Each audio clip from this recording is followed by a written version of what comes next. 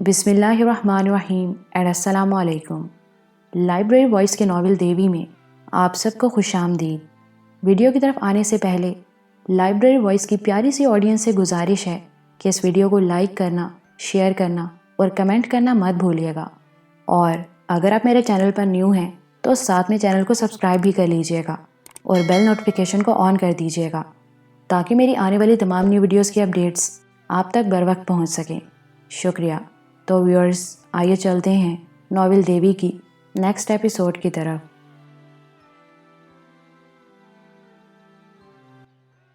وہ تنگ گلیوں والی ایک نیم پختہ آبادی میں پہنچے۔ چھوٹے چھوٹے گھروں کے اندر سے ٹی وی چلنے کی آوازیں آ رہی تھیں۔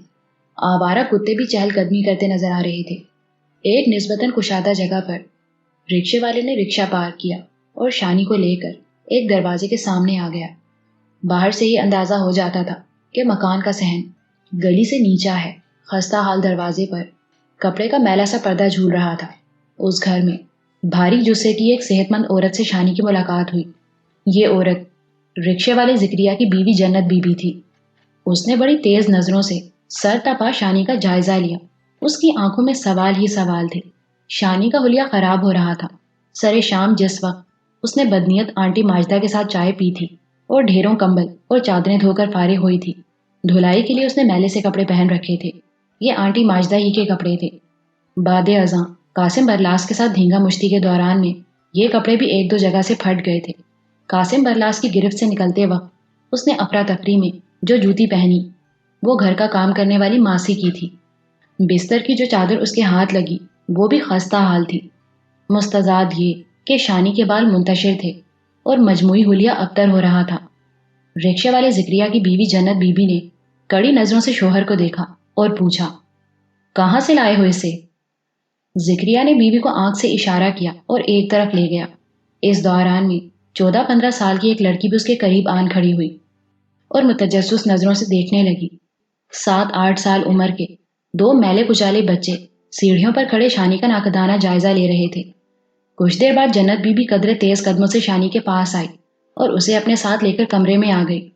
یہاں ڈھیلی چارپائیوں پر کھدر کے لحاف پڑے تھے۔ شکستہ فرش پر مونگ پھلی اور گنڈیری کے چھلکے تھے۔ ایک کونے میں پرانے ماڈل کا black and white T V رکھا تھا۔ جنت بی بی نے دروازہ اندر سے بند کیا اور شانی کو اپنے سامنے بٹھا لیا۔ وہ کھوجی نظروں سے اس کا جائزہ لیتی رہی۔ آخر بولی، دیکھو، تم مجھے اپنی ماں کی طرح سمجھو۔ تم مجھے جو کچھ بھی بتاؤ گی وہ صرف میرے تک ہی رہے گا، ذکریہ تک بھی نہیں پہنچے گا۔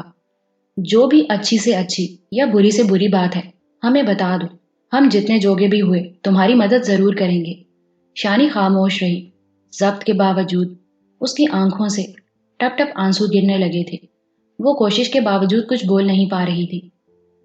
جنت نامی یہ عورت کچھ دیر تک شانی کو کریدنے کی ناکام کوشش کرتی رہی، پھر تھک سی گئی۔ کہنے لگی، اچھا صرف یہ بتا دو، رہتی کہاں ہو تم؟ شانی نے اپنے آنسو حلق کے اندر گرائے اور بامشکل بولی، یہیں ایک گھر میں کچھ دن رہی ہوں۔ اس کی آواز بے حد پست اور بھرائی ہوئی تھی۔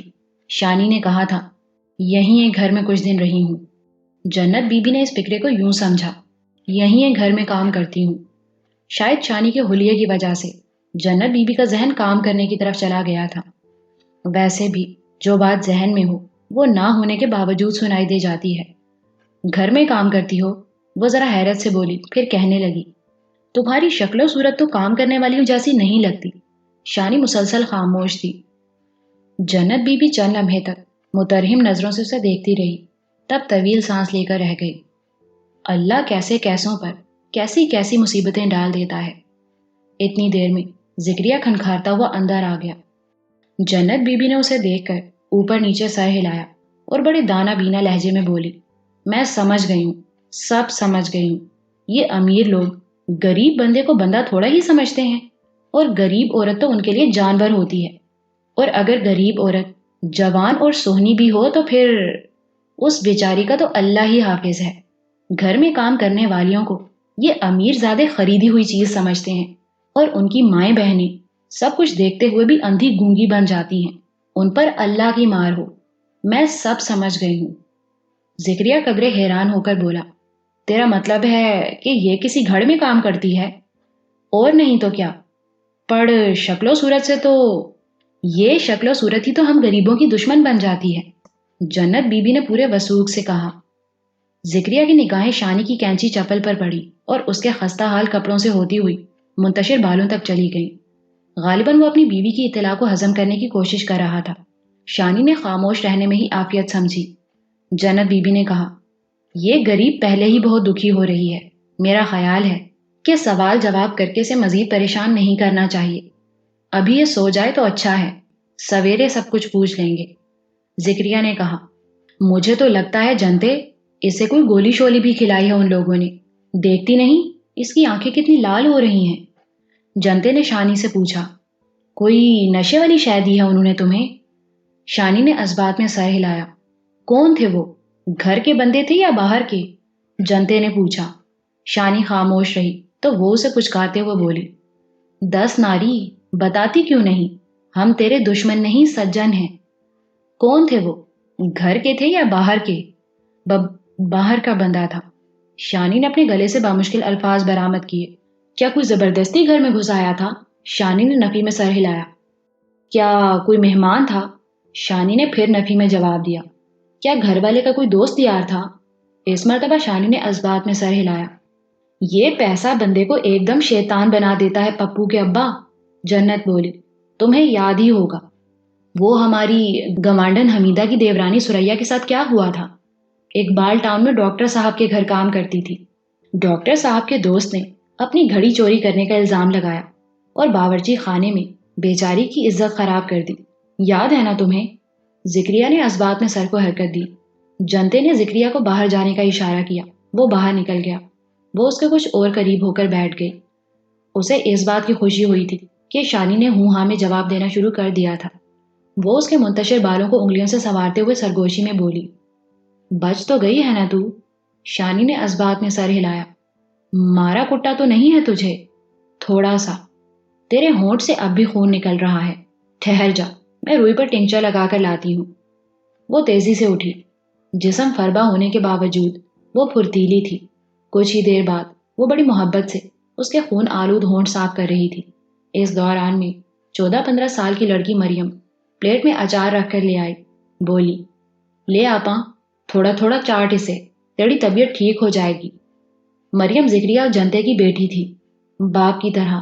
وہ بھی رے اور ڑے میں گڑبڑ کرتی تھی۔ دوسرے بچوں کا بھی یہی حال تھا، تاہم جنتے کے تلفظ میں یہ خرابی نہیں تھی۔ شانی کو اچار کی بوہی سے الرجی تھی۔ اس نے پلیٹ پیچھے کھسکا دی۔ جنتے نے آنکھ سے اشارہ کیا اور مریم بھی باہر نکل گئی۔ وہ شانی کے ہاتھ اپنے کھردرے ہاتھوں میں تھامتے ہوئے بولی، تیرے ہاتھ دیکھ کر لگتا ہے کہ کام کاج کرتے ہوئے تجھے زیادہ دیر نہیں ہوئی۔ تیرے ماں باپ ہیں؟ نہیں۔ جنتے نے افسوس کے انداز میں سر کو جنبش دی، پھر بولی، مجھے لگتا ہے کسی پنڈ کی رہنے والی ہے تو۔ شانی نے اثبات میں سر ہلایا۔ کون سا پنڈ ہے؟ شانی نے اپنے گلے کو مسلتے ہوئے بے حد پست آواز میں کہا، ابھی مجھ سے کچھ نہ پوچھیں، میرا سر گھوم رہا ہے، میں کچھ دیر لیٹنا چاہتی ہوں۔ اچھا ٹھیک ہے، پر سونے سے پہلے تھوڑی سی روٹی کھا لے، میں تیرے لیے سالن گرم کر کے 2 پھلکیاں پکا لاتی ہوں۔ نہیں۔ شانی نے شد و مت سے نفی میں سر ہلایا۔ مجھے بھوک بالکل نہیں۔ جنتے کچھ دیر اصرار کرتی رہی، تب اس کے لیے بستر ٹھیک کر کے بچھایا اور اسے لیٹ جانے کے لیے کہا۔ وہ بڑی طویل اور سرد رات تھی۔ ایک پہاڑ تھا جو سرک ہی نہیں رہا تھا۔ شانی اپنے اوپر کھدر کا لحاف لپیٹے پڑی تھی۔ چارپائی ڈھیلی اور چرچرائی ہوئی تھی۔ اس کے دائیں طرف مریم اور بائیں طرف بچوں کی چارپائی تھی۔ ذکریہ اور جنتے ساتھ والے کمرے میں تھے۔ برآمدے میں ایک میلے سے بلب کی روشنی تھی جو سلاخ دار کھڑکی کے راستے اندر تک آ رہی تھی۔ گلیوں میں کتوں کا شور تھا اور دور کہیں ریڈیو پر ایک پرانا انڈین گانا بج رہا تھا، میری زندگی ہے کیا ایک کٹی پتنگ ہے۔ جو کچھ پیش آیا تھا شانی کو جیتی جاگتی آنکھوں کا بھیانک خواب لگ رہا تھا۔ جوں جوں ذہن پر چھائی ہوئی غنودگی صاف ہو رہی تھی، بیت جانے والے مناظر زیادہ واضح اور روشن دکھائی دے رہے تھے۔ پتہ نہیں افشاں پر کیا بیتی تھی۔ شانی نے ابتر حالات کے باوجود اپنے طور پر اسے بچانے کی کوشش کی تھی، مگر کامیاب نہیں ہوئی تھی۔ اس کے معطل حواس نے اس کی مزاحمت کمزور کر دی تھی اور ایک موقع پر اسے محسوس ہونے لگا تھا کہ وہ خود نئی مصیبت میں پھنس جائے گی۔ اسے قاسم برلاس کا منحوس چہرہ یاد آیا۔ وہ سراپا وحشت بن کر اس پر جھپٹتا رہا تھا۔ اس کے ساتھ ساتھ وہ شانی پر اپنی بے پناہ محبت کا اظہار بھی کرتا رہا تھا۔ یعنی ایک ہی پیالے میں شہد اور زہر کی موجودگی تھی۔ شاید اس کا خیال تھا کہ اس نے ایک بار شانی کو جسمانی طور پر فتح کر لیا تو وہ ہمیشہ کے لیے اس کے گھر بیٹھ جائے گی۔ شانی جانتی تھی ایسا ہوتا ہے، بے شمار عورتیں زیادتی کا شکار ہوتی ہیں، اور بعد ازاں یہ عورتیں انہی مردوں کے گھر بسانے کو غنیمت سمجھتی ہیں جنہوں نے زیادتی کی ہوتی ہے۔ یہ بھی عورت کی انگنت مجبوریوں میں سے ایک شرمناک مجبوری ہے۔ رات آخری پہر شاید کچھ دیر کے لیے شانی کی آنکھ لگ گئی تھی۔ حالت نیند میں بھی وہ جانکہ عذابوں کا شکار رہی۔ بیدار ہوئی تو جسم کا جوڑ جوڑ دکھ رہا تھا۔ جنتے کے تینوں بچے سو رہے تھے۔ شانی کا لحاف کھسک کر اس کی کمر تک آ گیا تھا۔ گریبان کے اوپر 2 بٹن کھلے تھے۔ اچانک شانی کو محسوس ہوا کہ 2 آنکھیں کہیں سے دیکھ رہی ہیں۔ اس نے چونک کر اپنے ارد گرد دیکھا۔ اس کی نگاہیں کمرے کے بغلی دروازے پر مرکوز ہو گئیں۔ یہاں ایک چک لٹک رہی تھی۔ چک کے درمیان تقریباً 1 بالشت لمبا اور 2 انگل چوڑا خلا سا تھا۔ دراصل یہاں سے 2 سر کنڈے ٹوٹے ہوئے تھے۔ شانی کو لگا جیسے اس خلا کو 2 آنکھوں کی سیاہی نے پر کر رکھا ہے۔ ہاں، یہاں 2 آنکھیں موجود تھیں اور اسے دیکھ رہی تھیں۔ یکایک وہ آنکھیں خلا میں سے ہٹ گئیں۔ چک کی پرلی جانب ایک پربا سا سایہ لہرایا اور تیزی سے اوجھل ہو گیا۔ کوئی وہاں موجود تھا اور اسے دیکھتا رہا تھا۔ شانی نے عجیب سی بے چینی محسوس کی۔ کچھ دیر بعد وہ اٹھی اور گلی کی طرف کھلنے والی کھڑکی کا پردہ ہٹا کر باہر جھانکا۔ آہنی سلاخوں کی دوسری جانب ذکریہ نظر آیا۔ اس نے شلوار کے پائنچے اڑس رکھے تھے اور اپنے رکشے کے ٹائر دھو رہا تھا۔ قدموں کی آواز نے شانی کو ایک دم چونکا دیا۔ پردہ برابر کر کے اس نے کمرے کے دروازے کی طرف دیکھا۔ جنتے ہاتھ میں اسٹیل کی ٹرے لیے اندر آ رہی تھی۔ وہ کھچڑی بالوں والی غریب صورت لیکن سیانی عورت لگتی تھی۔ اس نے ٹرے میں رس چائے کا ناشتہ رکھا تھا۔ جنتے کے بے حد اصرار پر شانی نے ٹونٹی سے منہ ہاتھ دھو کر ناشتہ کیا۔ چائے پینے کے بعد اسے محسوس ہوا کہ اس کا گلا رات کے مقابلے میں کافی بہتر ہے۔ تاہم نچلا ہونٹ سوجا سوجا لگ رہا تھا اور جسم کے کئی حصوں میں شدید کھچاؤ تھا۔ جنتے کے دونوں چھوٹے بچے محلے کے ایک اسکول میں پڑھنے جاتے تھے۔ مریم 8ویں پاس کر کے گھر میں بیٹھی ہوئی تھی۔ جنتے کا ایک بڑا بیٹا بھی تھا۔ وہ ابھی تک شانی کی نظروں کے سامنے نہیں آیا تھا۔ اچانک شانی کو وہ 2 آنکھیں یاد آئیں جو چک کے 2 ٹوٹے ہوئے سرکنڈوں میں سے اسے گھور رہی تھیں۔ پھر ان آنکھوں کے ساتھ ہی ایک پربا سا جسم اچانک اوجھل ہو گیا تھا۔ کہیں یہ جنتے کا وہی بڑا بیٹا تو نہیں تھا؟ شانی نے سوچا۔ بہرحال یہ سوال اس کی زبان پر نہیں آ سکا۔ بچوں کی اسکول سے چھٹی تھی۔ ناشتے کے بعد جنتے ایک بار پھر تسلی سے شانی کے پاس بیٹھ گئی۔ وہ دن کی روشنی میں غور سے شانی کا چہرہ دیکھ کر بولی، تمہاری شکل سچ مچ اچھی ہے۔ تم نوکرانی کے بجائے مالکن لگتی ہو۔ مجھے پتا ہے اچھی شکل کی نوکرانیوں سے مالکنیں بڑی چڑ کھاتی ہیں۔ پکی بات ہے تمہاری مالکن بھی ڈنڈا لے کر تمہارے پیچھے رہتی ہوگی۔ شانی نے کوئی تبصرہ نہیں کیا۔ اس کے بعد جنتے نے پھر سے شانی کا انٹرویو شروع کر دیا۔ وہ جیسے از خود یہ بات طے کر چکی تھی کہ شانی گاؤں سے آنے کے بعد یہاں کسی امیر گھر میں ملازمت کرتی تھی۔ موقع دیکھ کر گھر کے مالک کے دوست نے اس سے زیادتی کی کوشش کی جسے ناکام بنا کر وہ نکل بھاگی۔ جنتے کے طویل سوالات کے جواب شانی نے مختصر الفاظ میں دیے۔ شانی کو یہاں بھی مصلحت آمیز جھوٹ کا سہارا لینا پڑا۔ اس نے اپنا پورا نام شہناز بتایا اور کہا کہ والدین کی وفات کے بعد اسے روزگار کی تلاش میں اپنی ایک سہیلی کے پاس لاہور آنا پڑا۔ وہ یہاں شاہدرہ میں رہتی تھی۔ شاہدرہ پہنچنے کے بعد معلوم ہوا کہ وہ گھر چھوڑ چکی ہے۔ ایک ادھیڑ عمر شخص اسے اپنی کار میں گھر لے گیا۔ یہاں وہ رہنے لگی اور گھر کا کام کاج کرنے لگی۔ ادھیڑ عمر شخص کا ایک ملنے والا اکثر گھر میں آتا رہتا تھا۔ اس کی نیت خراب ہو گئی اور کل رات وہ اپنی اصلیت دکھانے پر تل گیا۔ اس مختصر روداد نے جنتے کو کافی حد تک مطمئن کر دیا تھا۔ وہ از خود شانی کو گھریلو ملازمہ کی پہچان دے چکی تھی۔ شانی نے اسی پہچان کے ساتھ رہنا مناسب سمجھا۔ جنتے سے بات کرتے ہوئے اس نے اپنے لب و لہجے میں تھوڑی سی تبدیلی کر لی تاکہ وہ گھریلو ملازمہ ہی نظر آئے۔ اب تیرا کیا ارادہ ہے شہناز؟ جنتے نے پوچھا۔ میری سمجھ میں تو کچھ نہیں آتا، آپ ہی کچھ بتائیں۔ دیکھ کڑیے، ان امیر لوگوں سے ماتھا لگانا تو بالکل بے وقوفی کی بات ہے۔ پولیس بھی ایسے معاملوں میں الٹا ہم غریبوں کی چمڑی ہی ادھیڑتی ہے۔ بس جو ہو گیا سو ہو گیا، پر جو کچھ ہوا ہے اس میں آئندہ کے بارے میں تیرے لیے بڑا چنگا سبق ہے۔ شانی نے اس بات میں سر ہلایا۔ جنتے بات جاری رکھتے ہوئے بولی، تو شکل و صورت کی اچھی ہے، پہلے تو کوئی سیانی گھر والی تجھے ملازم رکھے گی ہی نہیں، اگر کوئی رکھے گی تو اپنے لیے مصیبت بنائے گی اور تیرے لیے بھی۔ میری بات سمجھ رہی ہے نا؟ یہ مرد ذات کسی کی نہیں ہوتی، یہ بس چٹے رنگ چاہتے ہیں، غریب عورت کو اس نظر سے دیکھتے ہیں جس نظر سے کسائی بکرے کو دیکھتا ہے۔ میں ساروں کو تو برا نہیں کہتی، پر 100 میں سے 80-90 ایسے ہی ہوتے ہیں۔ ان کی کئی قسمیں ہوتی ہیں، کچھ باتوں باتوں میں ٹھڑک جھاڑتے ہیں، کچھ آنکھوں آنکھوں میں عورت کو کھاتے رہتے ہیں، اور کچھ ہاتھ چالاکی کرتے ہیں، جس طرح کل رات ایک شرابی کتے نے تیرے ساتھ کی ہے۔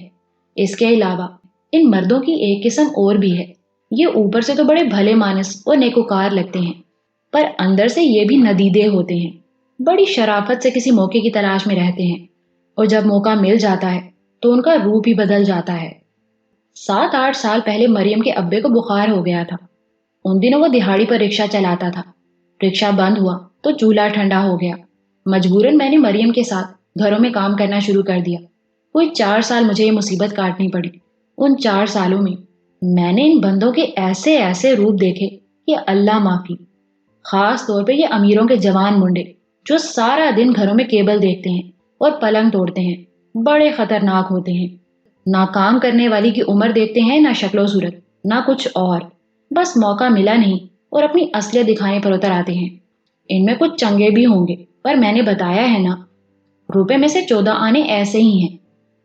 جنتے نے ذرا توقف کر کے اسٹیل کے گلاس میں سے چائے کا گرم گھونٹ بھرا اور بولی، جن دنوں میں کام کرتی تھی مریم کی عمر بس 9-10 سال ہوگی، یہ بھی میرے ساتھ ہوتی تھی۔ ملتانیوں کی کوٹھی میں 24-25 سال کا ایک منڈا تھا، چنگا کٹ کاٹ تھا، پورا بھائی لگتا تھا، اتنا بھلا مانس کہ بندہ سمجھے فرشتہ ہی ہے، بولتا بھی کم تھا، نظر ہر وقت فرش پر ہوتی تھی۔ لیکن ایک دن میری مریم کو لے کر کمرے میں گھس گیا۔ وہ تو میری قسمت چنگی تھی، میں بازار سے جلدی واپس آ گئی۔ مریم کے رونے کی آواز سن کر میں نے واویلا کیا اور میری کڑی کی جان چھوٹی۔ اگلے دن میں نے وہ گھر چھوڑ دیا۔ اب اس سے بھی زیادہ حیرانی کی بات میں تمہیں بتاؤں؟ جنتے نے شانی سے پوچھا۔ جی۔ ملتانیوں کے اسی خبیث منڈے نے چند مہینے بعد ایک اور نوکرانی کو پکڑا۔ پتا ہے اس کی عمر کتنی تھی؟ کتنی؟ کوئی 40 سال۔ رفیق کھوتی ریہڑی والے کی بیوی ہے، ہمارے پچھواڑے رہتی ہے، کالی سیاہ ہے، نہ منہ نہ متھا، بس ذرا اپنے آپ کو کس کے رکھتی ہے۔ اس کی قسمت بھی چنگی تھی کہ ٹائم پر کوئی آ گیا اور معاملہ ٹل گیا۔ اب تم ہی بتاؤ، ایک طرف 10 سال کی بچی اور دوسری طرف 40 سال کی مائی۔ شانی شوق کی سی کیفیت میں بیٹھی سنتی رہی۔ ایسی گفتگو سے کبھی اس کا سامنا نہیں ہوا تھا۔ اس طرح کے 1-2 مزید واقعات سنانے کے بعد جنتے بولی، میں تو تجھے یہ مشورہ بالکل نہیں دوں گی کہ تو کسی اور گھر میں کام کرے۔ اگر تو اپنے کسی رشتہ دار کے پاس واپس گجر خان جانا چاہتی ہے تو چلی جا، اور اگر نہیں جانا چاہتی تو پھر ادھر ہی میرے پاس رہ لے۔ میں اور مریم یہاں گھر میں لفافے بناتے ہیں، آسان سا کام ہے، دہاڑی میں 5-6 گھنٹے بھی لگ جائیں تو 25-30 روپے بن جاتے ہیں، رقم بھی گھر بیٹھے مل جاتی ہے۔ تو اپنا بوجھ بڑے آرام سے خود ہی اٹھا لے گی، باقی اصل فیصلہ تو نے ہی کرنا ہے، تسلی سے سوچ سمجھ لے۔ شانی کا دل چاہا تھا کہ اسے کہیں سے اخبار ملے۔ اس کے دل میں یہ خدشہ موجود تھا کہ کل رات والے واقعے کے حوالے سے کوئی خبر اخبار میں موجود ہوگی۔ وہ کل رات 9 بجے کے قریب عثمانی کی منحوس 4 دیواری سے نکل آئی تھی۔ اس کے بعد کچھ بھی ہو سکتا تھا۔ عین ممکن تھا کہ عثمانی اور ماجدہ گھر واپس آ گئے ہوں، یا پھر کسی مہمان نے ہی آ کر افشاں کی جان قاسم برلاس سے چھڑا دی ہو۔ یہ بھی ممکن تھا کہ افشاں کسی طرح جدوجہد کر کے خود ہی اس لانتی اسٹور روم سے نکل آئی ہو اور اس نے شور مچا دیا ہو۔ کئی امکانات تھے۔ شانی سوچتی رہی اور لیٹی رہی۔ اچانک ایک بار پھر اسے وہی احساس ہوا جو آج صبح سویرے ہوا تھا۔ کہیں سے 2 آنکھیں اسے دیکھ رہی تھیں۔ اس نے چونک کر چک کی طرف دیکھا۔ رگوں میں لہو سنسن آ گیا۔ آنکھیں موجود تھیں، کالے رنگ کی بڑی بڑی آنکھیں، سرکنڈوں کے خلا میں سے وہ صاف دیکھی جا سکتی تھی۔ صبح تو جو ہی شانی نے دیکھا تھا آنکھیں اوجھل ہو گئی تھیں، مگر اب وہ اوجھل نہیں ہوئی۔ شانی گھبرا کر اٹھ بیٹھی اور سینے پر دوپٹہ درست کیا۔ جب وہ اٹھی تو آنکھیں اوجھل ہو گئیں۔ اس کے ساتھ ہی چیک پر ایک پربا سی پرچھائی لہرا کر غائب ہو گئی۔ شانی نے اٹھ کر دروازہ بند کر دیا اور اندر سے کنڈی چڑھا دی۔ اتنے میں جنتے اندر داخل ہوئی۔ کیا بات ہے دھیے؟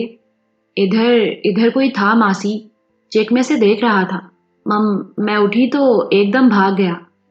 ادھر تو کوئی بھی نہیں ہے گھر میں، بس میرا بڑا پتر گلابا ہے، وہ اوپر چوبارے میں بیٹھا ہے۔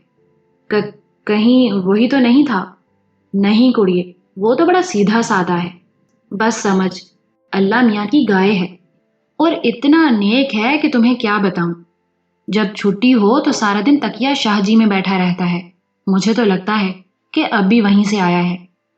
اتنے میں جنتے کا چھوٹا بیٹا گڈو ناک سے سوں سوں کرتا اندر آیا، بولا، امی، بھا پوچھتا ہے میرا لال لنگوٹ کہاں ہے؟ وہ اوپر تار پر لٹکایا ہوا ہے میں نے، سوکھنے کے لیے، جا اتار کر دے دے اسے۔ گڈا چلا گیا تو جنتے کہنے لگی، یہ لال لنگوٹ گلابے کو اس کے استاد نے انعام میں دیا تھا، جان سے لگا کر رکھتا ہے، اور اس لنگوٹ میں کرامات بھی بڑی ہیں۔ جس کشتی میں گلابا یہ لنگوٹ پہنتا ہے جیت جاتا ہے۔ ابھی پچھلے ہفتے دینے گجر کے منڈے کو ہرا کر پورا 1200 روپیہ انعام لیا ہے اس نے۔ آپ کا بیٹا کشتیاں کرتا ہے؟ کوئی ایسی ویسی کشتیاں؟ سیالکوٹی پہلوان استاد برکت کا پٹھا ہے میرا پتر، کوئی کام شام بھی کرتے ہیں وہ۔ گول چکر والے بازار میں گلابے کی اچار اور مربوں کی دکان تھی، آج کل وہ ذرا اچھے علاقے میں دکان ڈھونڈ رہا ہے، اللہ نے چاہا تو ہفتے 10 دن میں مل جائے گی، پھر سویرے کا گیا شام کو ہی آیا کرے گا۔ ایک دم وہ چونک کر بولی، میرا خیال ہے وہ وہڑے میں ہے، میں اسے بلاتی ہوں۔ اس نے داخلی دروازے کی طرف دیکھ کر آواز دی، گلابے، گلابے، ادھر دیکھ کون آیا ہے۔ شانی نے سر پر اوڑھنی درست کر لی، کچھ دیر بعد وہ کھنکھارتا ہوا اندر آ گیا۔ شانی نے دیکھا وہ واقعی پہلوانوں جیسا تھا، سر پر چھوٹے چھوٹے بال، منہ گول، گردن موٹی اور جسہ بھاری۔ اس نے آنکھوں میں خوب کھینچ کر سرما لگایا ہوا تھا، چہرے سے حماقت ٹپکتی تھی اور اسے دیکھتے ہی پتہ چل جاتا تھا کہ اس میں ذہنی طور پر کچھ کمی ہے۔ باقی جسم کے مقابلے میں اس کا سر بھی چھوٹا تھا، نچلا ہونٹ لٹکا ہوا تھا اور اس میں رال کی چمک نظر آ رہی تھی۔ جنتے تعارف کرتے ہوئے بولی، گلابے، یہ شہناز ہے، کل رات تیرے ابے کے ساتھ آئی ہے، بڑی چنگی کڑی ہے، بے آسرا بھی ہے بیچاری، میں تو اس سے یہی کہہ رہی ہوں کہ ہمارے گھر پر رہ لے۔ سلام علیکم جی، گلابے نے عجیب بے ڈھنگی آواز میں کہا۔ وعلیکم السلام، شانی اتنا ہی کہہ سکی۔ اس دوران میں اس کی نگاہ گلابے کی نگاہ سے ملی، آنکھیں جانی پہچانی محسوس ہوئیں۔ ایک دم شانی کو پتا چلا کہ یہی آنکھیں تھیں جو پراسرار انداز میں اسے چیک کے پیچھے سے گھورتی تھیں، کالی سیاہ اور پھیلی ہوئی سی آنکھیں۔ وہ شانی کو ہونکوں کی طرح دیکھتے ہوئے بولا، تمہیں یہاں کوئی پریشانی نہیں ہوگی، تمہارا جب تک جی چاہے یہاں آرام سے رہو، ہمارے گھر میں تینوں ٹائم اچھا کھانا پکتا ہے، اتوار کی اتوار ابا سب کو سیر کرانے باغ یا نہر پر بھی لے کر جاتا ہے۔ فکرہ ختم کر کے اس نے گینڈے کی طرح گردن ہلائی اور بتیسی کی نمائش کی۔ اچھا تو اب جا، بازار سے سبزی لے آ، آج گھر میں اتنی چنگی پڑونی آئی ہے، مرغی شڑگی پکا لے امی۔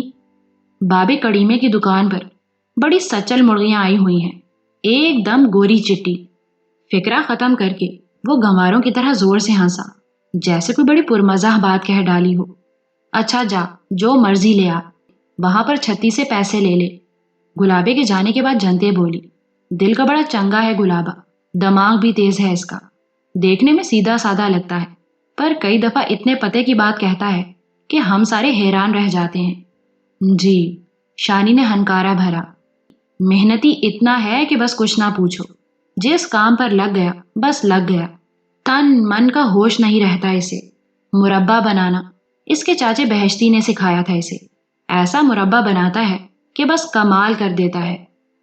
جنتے کچھ دیر تک اپنے مخبود الحواس بیٹے کی تعریفیں کرتی رہی، پھر گھر کے کام کاج میں لگ گئی۔ بچے مختصر سے گھر میں کھیلنے کودنے اور ادھم مچانے لگے۔ پڑوس کی 2-3 عورتیں بھی گھر میں آئیں، ایک خوانچہ فروش کی بیوی تھی، ایک چپڑاسی مشتاق کی بہن، ایک نذیر سبزی والے کی ماں۔ جنتے ان کے ساتھ سرگوشیوں میں باتیں کرتی رہی، یقیناً انہیں شانی کی کہانی سے آگاہ کرتی رہی ہوگی۔ شانی نے زیادہ بات کرنا مناسب نہیں سمجھا اور سلام دعا کے بعد پچھلے کمرے میں بیٹھی رہی۔ اس کمرے کی ایک کھڑکی تنگ سی گلی میں کھلتی تھی۔ گلی میں بچے گولیاں کھیل رہے تھے، عورتیں ایک دوسرے کو مردانہ گالیاں دے رہی تھیں اور مرغیاں گندی نالیوں میں سے خوراک نکال کر کھا رہی تھیں۔ اس نیم کچی اور نیم پختہ بستی میں شانی زندگی کا ایک بالکل مختلف روپ دیکھ رہی تھی۔ یہ روپ متوجہ کرنے والا تھا، لیکن شانی کے پاس اتنی فرصت ہی نہیں تھی۔ اس کے ذہن میں تو مسلسل عثمانی کے گھر کی فلم چل رہی تھی۔ اگلے 24 گھنٹے بھی اسی طرح گزر گئے۔ شانی کمرہ نشین رہی۔ وہ جانتی تھی اڑوس پڑوس کے لوگ اس کے بارے میں چامگوئیاں کر رہی ہیں۔ طرح طرح کی مرچ مسالے والی قیاس آرائیاں بھی جاری تھیں۔ بہرطور یہ سب کچھ آس پاس کے چند گھروں تک محدود تھا۔ یہ اگلے روز شام کی بات ہے۔ نذیر سبزی والے کا 15 سالہ بیٹا اپنے گھر کی دہلیز پر لنڈے کے جوگر پہنے بیٹھا تھا۔ اس کے کانوں پر سستا سا ہیڈ فون نظر آ رہا تھا۔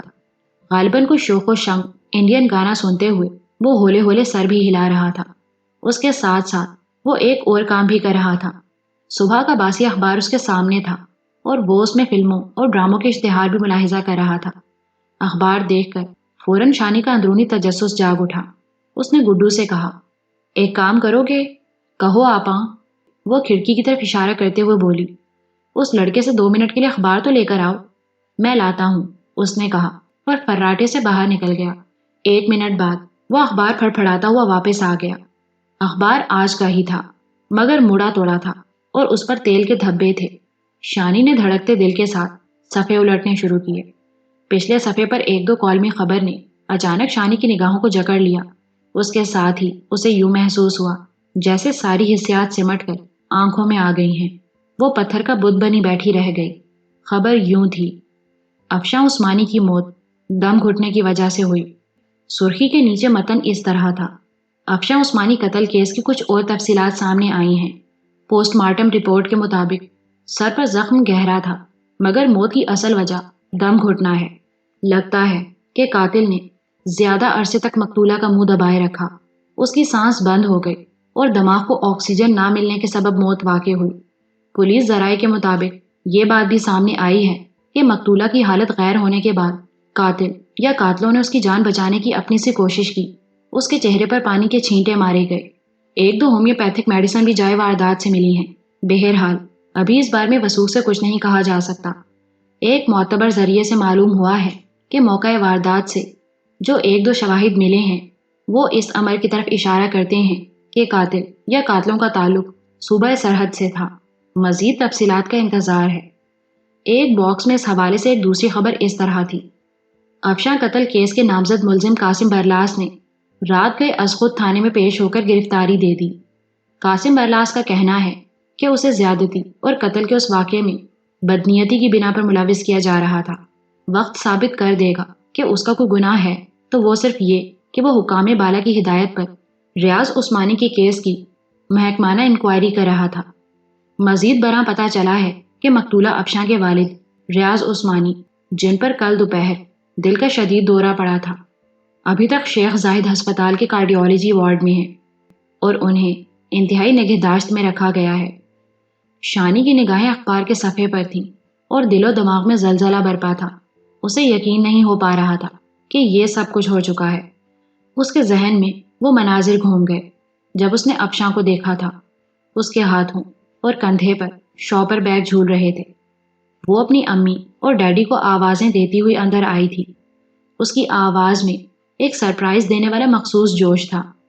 اس وقت اس بدقسمت کو کیا پتا تھا کہ وہ اپنی زندگی کے آخری قدم اٹھا کر ایک قتل گاہ میں داخل ہو رہی ہے۔ شانی کا دماغ چٹکنے لگا۔ اس نے تصور کی نگاہ سے ناتواں و بےکس افشاں کو ایک پاگل ریچھ کے پنجوں میں دیکھا۔ اس کے آخری لمحات کے کرب نے شانی کا دل ریزہ ریزہ کر دیا۔ اسے لگا کہ اس کا دماغ شدت غم سے پھٹ جائے گا اور وہ یہیں بے ہوش ہو کر گر جائے گی۔ کیا بات ہے آپاں؟ گڈو کی معصوم آواز نے اسے چونکایا۔ نہیں، کچھ نہیں، شانی بوکھلا کر بولی۔ اس نے جلدی جلدی یوں ہی 1-2 صفحات پلٹے اور اخبار گڈو کو واپس دیتے ہوئے کہا، جاؤ دے آؤ۔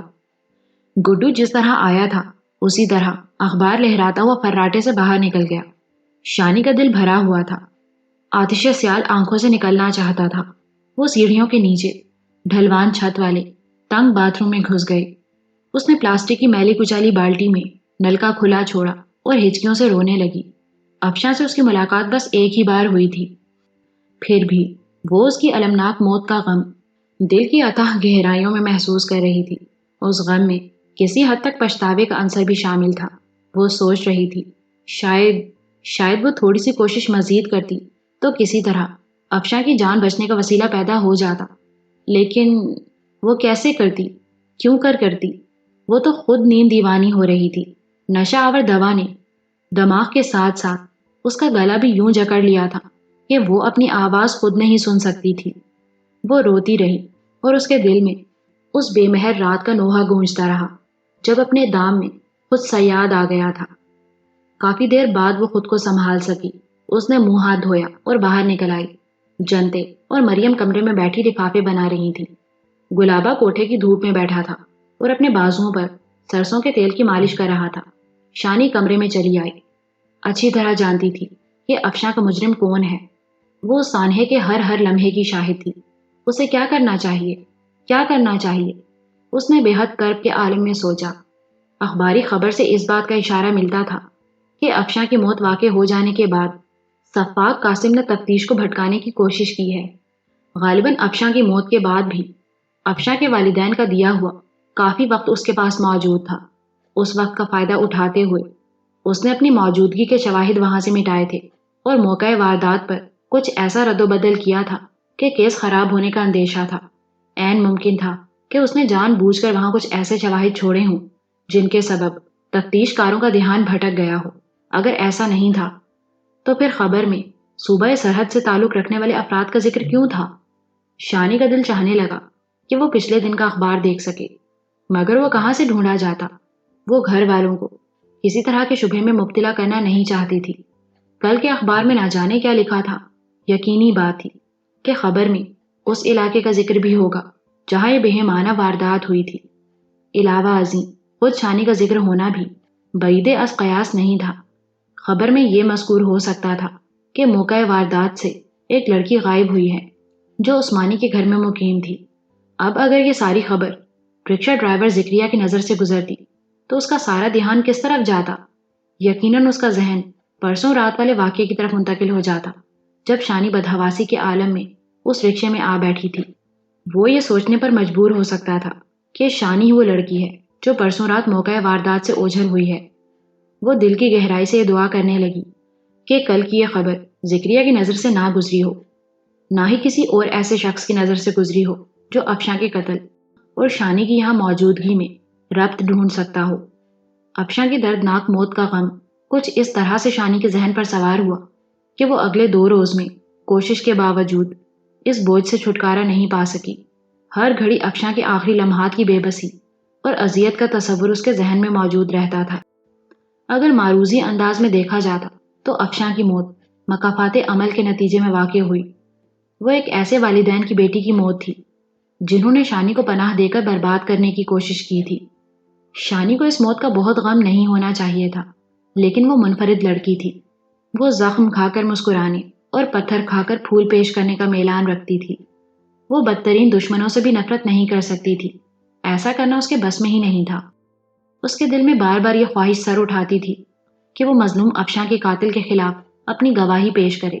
اس کے ابا جی کہا کرتے تھے کہ گواہی ایک امانت ہوتی ہے، جو یہ امانت اپنے پاس رکھتا ہے وہ بددیانتی کرتا ہے۔ مگر وہ اس بددیانتی سے کیسے بچ سکتی تھی؟ اس کے حالات ایسے نہیں تھے کہ وہ منظر عام پر آ سکتی۔ اگر ایسا ہوتا تو دشمنی اور عداوت کا وہ سارا میکینزم پھر حرکت میں آ جاتا جو اس سے پہلے شانی کو خون کے آنسو رلا چکا تھا۔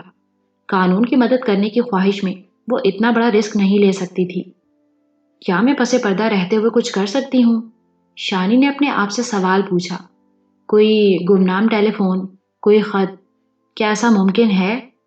وہ متعلقہ SHO یا کسی اعلیٰ مقامی پولیس افسر کو تفصیلی خط لکھ سکتی تھی، بلکہ اس خط کی کچھ کاپیاں اخبارات کے دفاتر میں بھیجی جا سکتی تھیں۔ یقیناً اس کی تحریر کو زبردست اہمیت دی جاتی۔ وہ اس واردات کی اکلوتی چشمدید گواہ تھی، بلکہ قاتل کے خلاف مدعی بھی تھی۔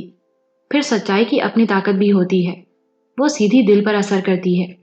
مگر کیا اس کے گمنام بیان کی کوئی قانونی حیثیت بھی ہوگی؟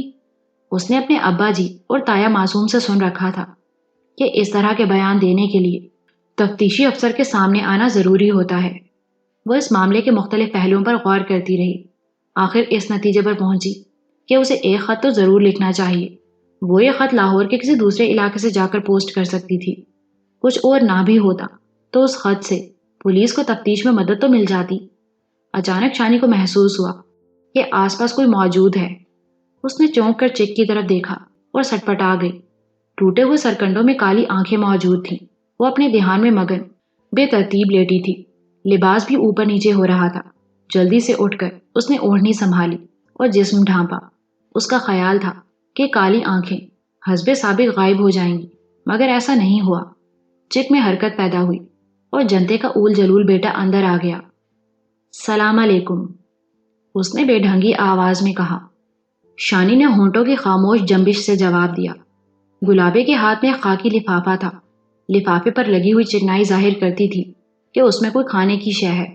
گلابے نے اپنی سرما لگی آنکھوں کو شتابی سے دائیں بائیں گھمایا، جیسے جاننا چاہتا ہو کہ کوئی اور تو نہیں دیکھ رہا ہے۔ پھر وہ تیزی سے شانی کی چارپائی پر اس سے بامشکل 1 فٹ کی دوری پر بیٹھ گیا۔ اس کے فربا جسم سے سرسوں کے تیل کی بو آ رہی تھی۔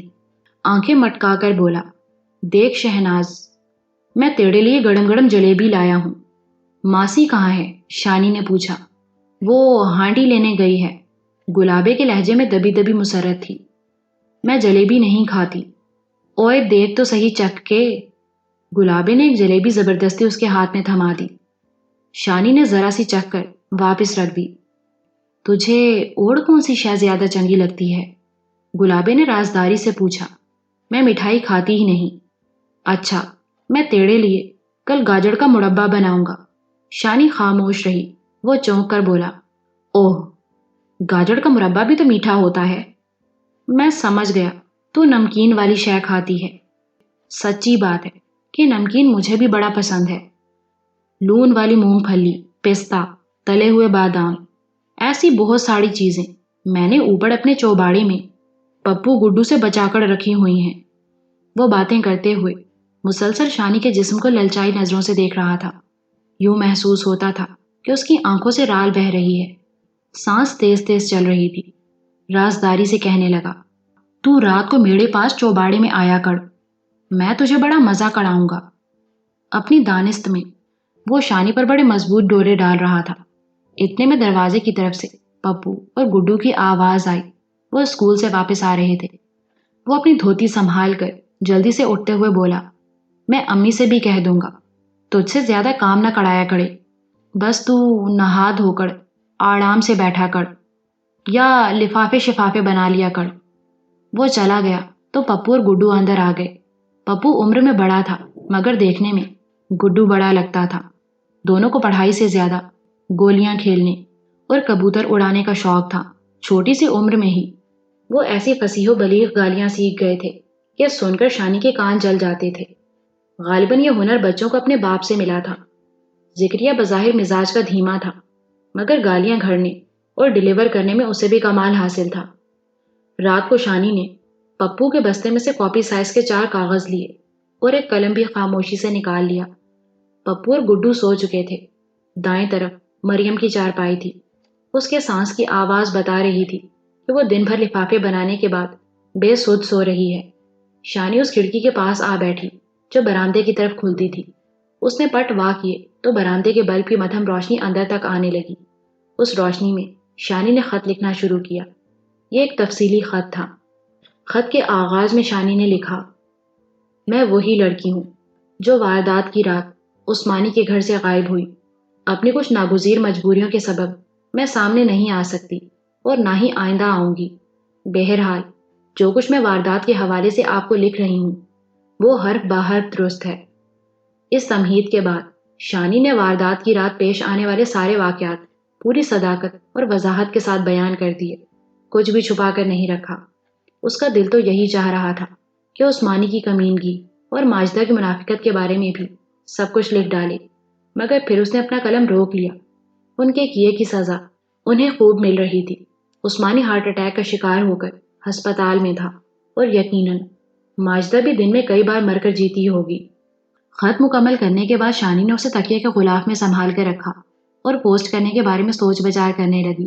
وہ نہیں جانتی تھی کہ خط پوسٹ کرنے کے حوالے سے وہ کس نئی افتاد کا شکار ہونے والی ہے۔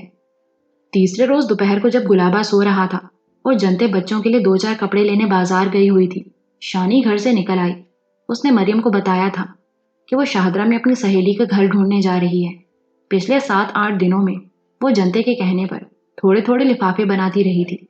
کل جنتے کو لفافوں کا معاوضہ ملا تھا اور اس میں سے 115 روپے اس نے حوصلہ افزائی کے طور پر شانی کو دیے تھے۔ اب یہ 115 روپے شانی کے پاس موجود تھے اور وہ خط بھی جو اس نے لکھا تھا۔ جنتے کی ایک سوتی چادر میں لپٹی لپٹائی وہ بستی سے باہر نکلی۔ پاؤں میں وہی کینچی چپل تھی جو اس نے عثمانی کے گھر سے بھاگتے ہوئے پہنی تھی۔ پہلے اس نے ایک جنرل اسٹور سے خط کی 5 فوٹو اسٹیٹ کاپیاں کروائیں، پھر ڈاک خانے پہنچ گئی۔ ڈاک خانے کی سیڑھیاں چڑھتے ہوئے اچانک اس کی نگاہ ایک چہرے پر پڑی۔ چند لمحوں کے لیے تو وہ اپنی جگہ ساکت و جامد رہ گئی، پھر اس نے اپنی آنکھیں سکیڑی۔ نہیں، اس کی نگاہ دھوکہ نہیں کھا رہی تھی، یہ وہی چہرہ تھا۔ اس کے سر کے بالوں سے پاؤں کے ناخنوں تک ایک تیز سرد لہر دوڑ گئی۔ وہ جالاں تھی، چودھری مہر کی ذاتی اور بااعتماد ملازمہ۔ وہ درندہ صفت ملازم اکبرے کی رشتہ دار بھی تھی۔ نارپور کی حویلی میں خطرناک پرچھائیوں کی طرح پھرنے والی اس عورت کی آواز شانی نے آخری بار اکبرے کے کمرے میں ہی سنی تھی۔ شانی اکبرے کی بے رحم گرفت میں تھی۔ اکبرے کے ہاتھ میں پکڑا ہوا کوبرا شانی کے چہرے سے چند انچ کے فاصلے پر پھنکا رہا تھا۔ ساتھ والے کمرے میں جالا نے داخل ہو کر چودھری مہر کے کان میں کھسر پھسر کی تھی۔ وہ چودھری مہر کو یہ بتانے کے بعد کہ فاخر واپس آ گیا ہے، تیزی سے باہر نکل گئی تھی۔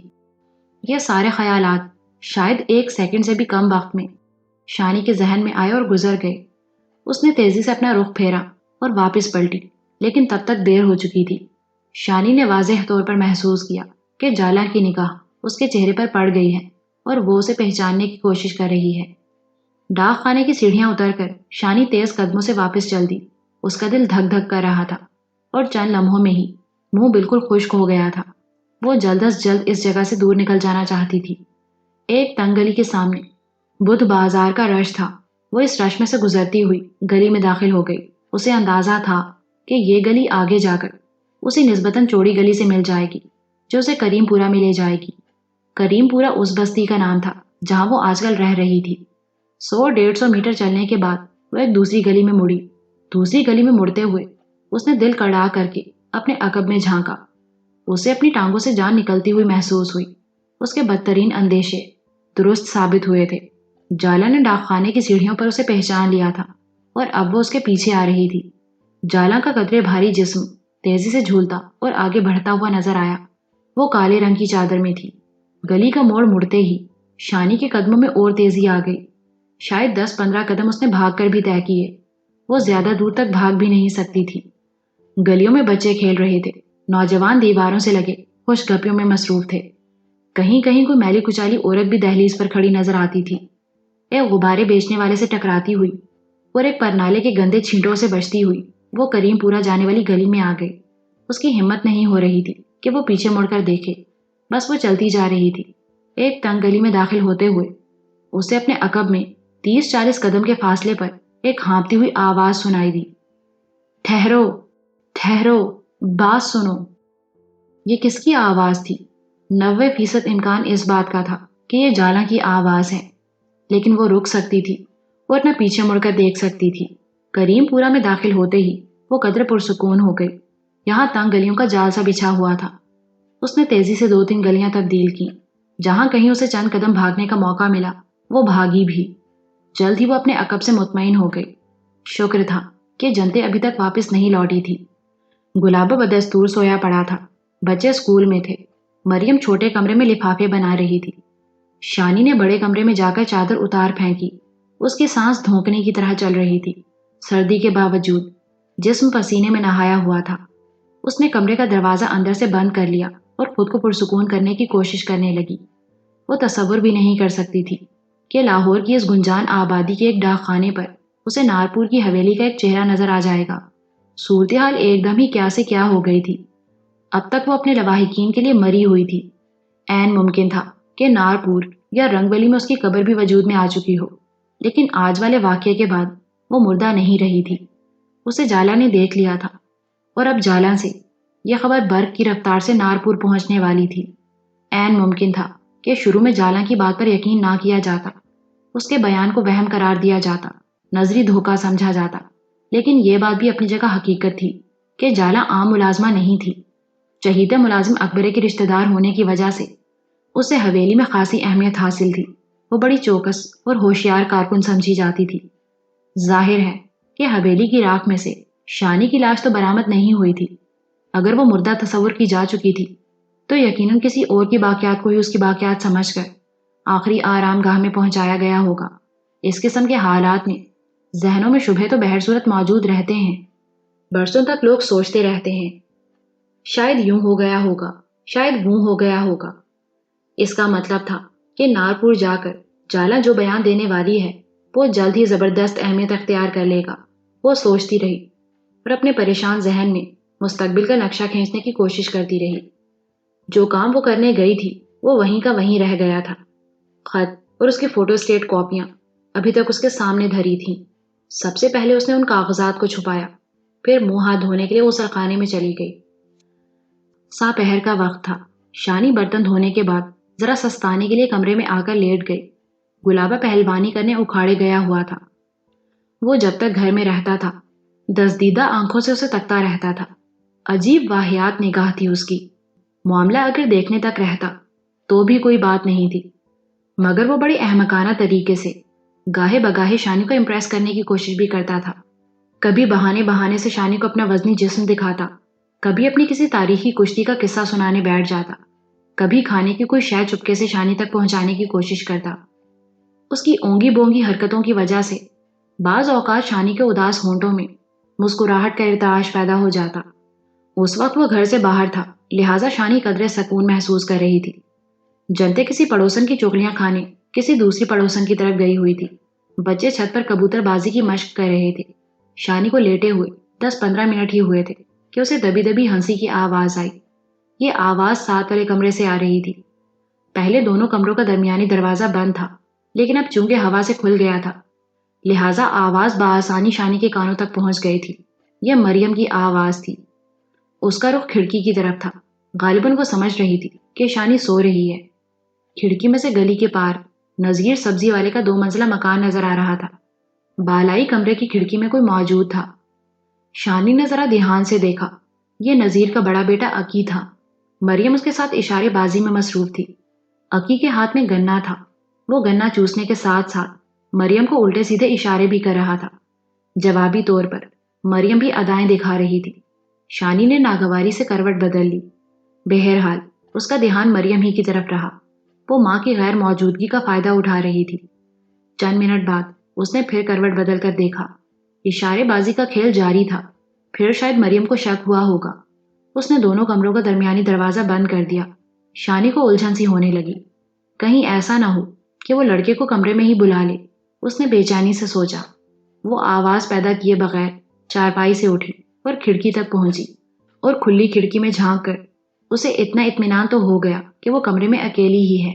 بہرحال اس کی حرکات و سکنات ہرگز قابل اطمینان نہیں تھیں۔ وہ اپنے بوائے فرینڈ کی فرمائش پر اسے اپنے جوبن کی ایک جھلک دکھا کر اور شرماتی اور ہنستی ہوئی برآمدے کی طرف بھاگی۔ یہی وقت تھا جب جنتے اندر داخل ہوئی۔ ماں بیٹی کی ٹکر ہوتے ہوتے بچی۔ کس بات کی شوخیاں چڑھی ہوئی ہیں تجھے حرام زادیے؟ جنتے نے دانت پیس کر مریم کو 2 ہتڑ مارا۔ میں نے کیا کیا ہے امی؟ مریم ہکلائی۔ میں تیرا بوتھا توڑ دوں گی چپیڑ مار کر۔ مجھے پتا ہے وہ جیرے کا لڑکا اوپر کھڑا ہے کھڑکی میں، اس سے آنکھ مٹکا کر رہی ہے تو۔ تم تو ویسے ہی ڈانگ لے کر میرے پیچھے پڑی رہتی ہو۔ میں تو لیٹی ہوئی تھی کمرے میں۔ مجھے سب پتا ہے تیرے لیٹنے کا۔ آنے دے آج تیرے پیو کو۔ تیری ہڈیاں نہ توڑوائیں تو میرا نام نہیں۔ جنتے زہریلی سرگوشی میں بولی۔ لگتا تھا کہ شانی کی موجودگی کے سبب وہ دبے لہجے میں بول رہی ہے۔ مڑوا لینا، جان سے مڑوا لینا مجھے۔ وہ جل کر بولی۔ مریم کی زبان چلتے دیکھی تو جنتے نے 1 اور 2 ہتڑ اس کے سر پر مارا۔ ہاں، جب بہت کچھ ہو گیا تو پتا چلے گا تجھے اور تیرے پیو کو۔ مریم جنتے کو ایک طرف دھکیلتی ہوئی غصے میں چوبارے کی طرف چلی گئی۔ جنتے وہیں کھڑی بڑبڑاتی رہی۔ شانی جلدی سے دوبارہ چارپائی پر لیٹ گئی اور یہ ظاہر کرنے لگی کہ وہ نڈھال ہو کر سوئی ہوئی ہے۔ جنتے نے کمرے میں آ کر محتاط نظروں سے شانی کو دیکھا، ایک دو بار کھنکاری تاکہ پتہ چل سکے کہ شانی جاگ تو نہیں رہی، پھر وہ دوسرے کمرے میں چلی گئی۔ اس نے کمرے کی کھڑکی زوردار آواز سے بند کی۔ یہ وہی کھڑکی تھی جس میں سے نوخیز مریم تاکہ جھانکی کر رہی تھی۔ کھڑکی اور دروازہ بند کر کے وہ صحن میں آ گئی۔ کچھ دیر تک ادھر ادھر گھومنے اور بڑبڑانے کے بعد وہ پھر پڑوسن کی طرف چلی گئی۔ وہ غالباً بڑھتی ہوئی سردی کے سبب اپنا سویٹر پہننے کے لیے گھر آئی تھی۔ مریم کی بدقسمتی کہ اس کے بوائے فرینڈ پر اس کی نظر پڑ گئی۔ جنتے کے جانے کے بعد شانی اٹھ کر بیٹھ گئی۔ اتنے میں مریم بھی سیڑھیاں اترتی نیچے چلی آئی۔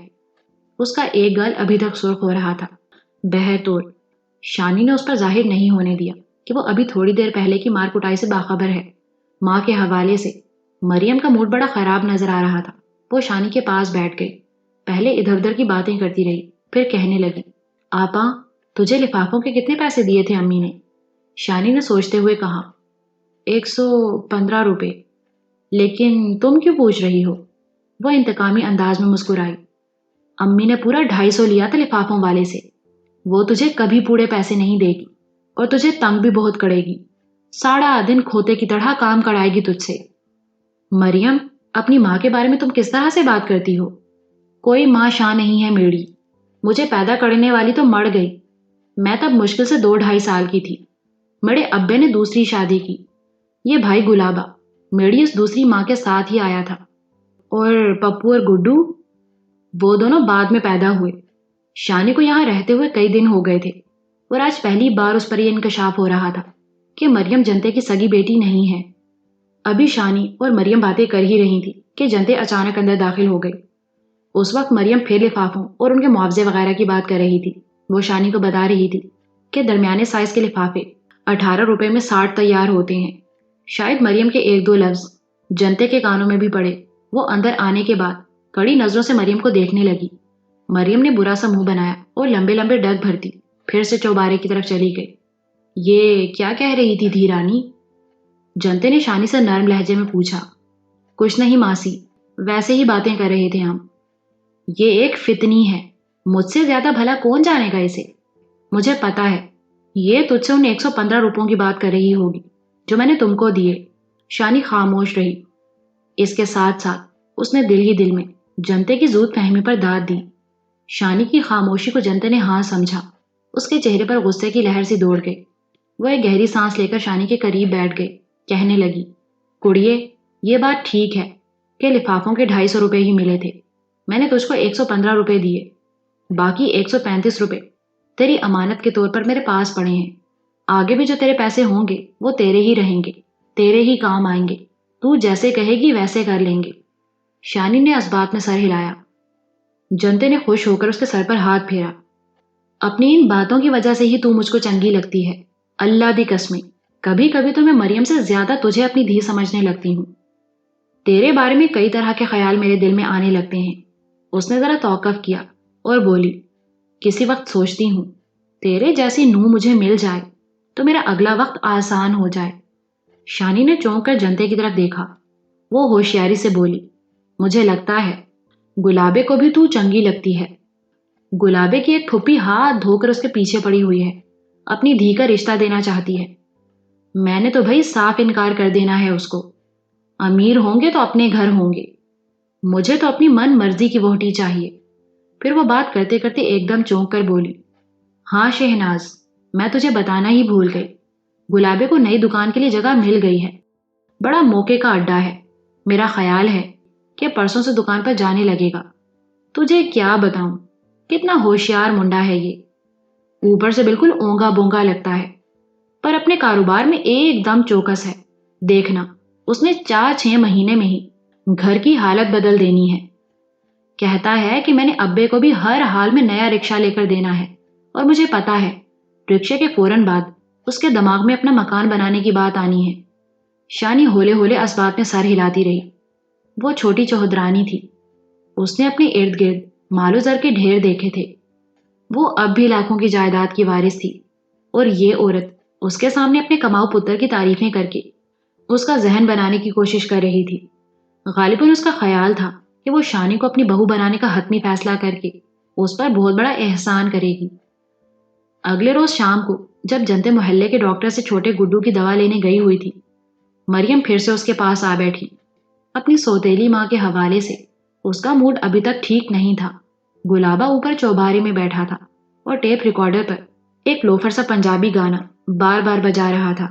مریم نے برا سا منہ بناتے ہوئے کہا، بھا گلابا کسی دن کسی لڑکی سے ضرور جوتیاں کھائے گا، اس کی عقل مت روز بروز خراب ہوتی جا رہی ہے۔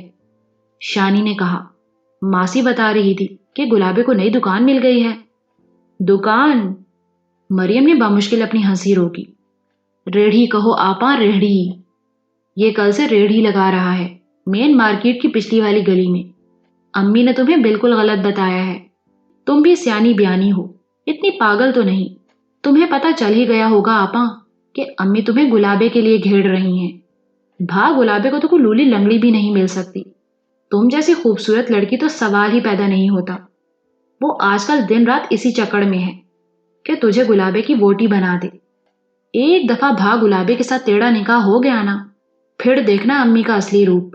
میں سچ کہتی ہوں آپا، دن رات لفافے بنوا بنوا کر تیری انگلیاں ڈنگی کڑوا دے گی۔ شانی نے کہا، وہ تو کہتی تھی گلابے کی گول چکر والے بازار میں دکان تھی جو گلابے نے خود چھوڑی ہے، اب اچھی جگہ دکان لے رہا ہے۔ مریم نے منہ پر ہاتھ رکھ کر ہنسی روکی۔ وہاں بھی مربے اور اچار کی ریڑھی لگاتا تھا آپا۔ صوفی مشتاق کی دکان کے سامنے بیٹھتا تھا، اسے روز کے 50 روپے کڑائی کے دیتا تھا۔ ایک دن صوفی کو کسی کام سے جانا پڑ گیا، اس نے گلابے کو کہا کہ ذرا ہوشیار ہو کر بیٹھو، میں ابھی آ جاتا ہوں۔ گلابے نے ہوشیار کہاں ہونا تھا، روز سویرے 3 لمبے گلاس تو شردانی کے پی کر جاتا ہے، اوپر سے کبھی کبھی افیم بھی کھا لیتا ہے۔ ادھر صوفی کام سے نکلا، ادھر بھا گلابا ریڑھی پر ماتھا رکھ کر سو گیا۔ 2 مانگنے والی عورتیں صوفی کی دکان میں گھسیں، گدی کے نیچے سے چابی نکال کر صوفی کا گلا صاف کر دیا اور 2-4 ہزار کا سامان بھی اپنے کپڑوں میں چھپا کر لے گئیں۔ تم کو پتا ہی ہوگا کہ منیاڑی کا سامان کتنا مہنگا ہوتا ہے۔ بس پھر اسی دن شام کو صوفی مشتاق نے بھا گلابے کو دھکے مار مار کر گھر بھیج دیا۔ ساڑا مربا اور اچار بھی اس نے جرمانے کے طور پر رکھ لیا، بس لوگوں کے کہنے سننے پر خالی ریڑھی واپس کی۔ لیکن گلابا تو اپنے طور پر بڑا پہلوان بنتا ہے، شانی نے مریم کو اکسایا۔ وہ چمک کر بولی، تم کس پہلوانی کی بات کرتی ہو آپا؟ میری یہ کستانی کہا کرتی تھی کہ اسکولوں میں انگریزی اس لیے پڑھائی جاتی ہے کہ وہ بچے بھی فیل ہو سکیں جو کسی اور طرح فیل نہیں ہوتے۔ اسی طرح بھا گلابا بھی اس لیے کشتیاں لڑتا ہے کہ وہ لوگ بھی جیت سکیں جو پہلے کبھی نہیں جیتے۔ حرام ہے جو بھا گلابے نے آج تک کوئی کشتی جیتی ہو۔ بس ایک بار وہ 1200 روپے کا انعام لے کر آیا تھا۔ اس بات کا پتہ آج تک نہیں چل سکا کہ وہ کون سا جھاڑا پہلوان تھا جو بھا گلابے سے بھی ہار گیا۔ شانی مریم کی باتیں سنتی رہی اور سر دھنتی رہی۔ اس کا دل گواہی دے رہا تھا کہ مریم غلط بیانی نہیں کر رہی، کم از کم اس معاملے میں وہ صاف گوئی سے کام لے رہی تھی۔ شانی نے حویلی سے نکلنے کے بعد دنیا کا ایک بالکل مختلف روپ دیکھا تھا۔ اسے ابھی تک اپنے ارد گرد جھوٹ اور مکر و فریب ہی نظر آیا تھا۔ اس نے تاحال جس طرف نگاہ اٹھائی تھی، مطلب پرستی، ابن الوقتی اور حرص و حوث کے تاریک سائے دیکھے تھے۔ ہر کسی نے اپنے اپنے انداز میں، اپنی اپنی سطح پر اپنے مفاد کو خدا بنا رکھا تھا۔ کامی اور سکندرے سے لے کر قاسم اور جنتے تک ہر چہرے کے پیچھے اسے ایک اور چہرہ دکھائی دیا تھا۔ رات 9 بجے کے لگ بھگ ذکریہ گھر آیا تو خوش نظر آتا تھا۔ وہ آج خلاف معمول رکشہ دروازے پر ہی لے آیا تھا۔ گلابے کے ساتھ مل کر اس نے رکشے پر سے ایک 18 انچ کا رنگین ٹی وی اتارا۔ اس ٹی وی کو بڑے چاؤ کے ساتھ پرانے black and white T V کی جگہ دے دی گئی۔ بچے بھی خوش نظر آ رہے تھے۔ سب گھر والے رات گئے تک ٹی وی کے گرد جمع رہے۔ مریم تھکی ہوئی تھی، وہ جلدی سو گئی۔ اس کی دیکھا دیکھی شانی بھی 10 ساڑھے 10 بجے تک سو گئی۔ رات 1 بجے کے قریب اتفاقاً شانی کی آنکھ کھلی۔ اسے سخت پیاس محسوس ہو رہی تھی۔ وہ پانی پینے کے لیے باورچی خانے کی طرف گئی۔ ذکریہ اور جنتے کے کمرے والا دروازہ پوری طرح بند نہیں تھا، کمرے میں روشنی ہو رہی تھی۔ باورچی خانے کی نیم تاریکی میں سے کمرے کا منظر صاف نظر آنے لگا۔ میز پر پلیٹوں میں روسٹ چکن اور روغنی نانوں کے بچے کھچے ٹکڑے پڑے تھے۔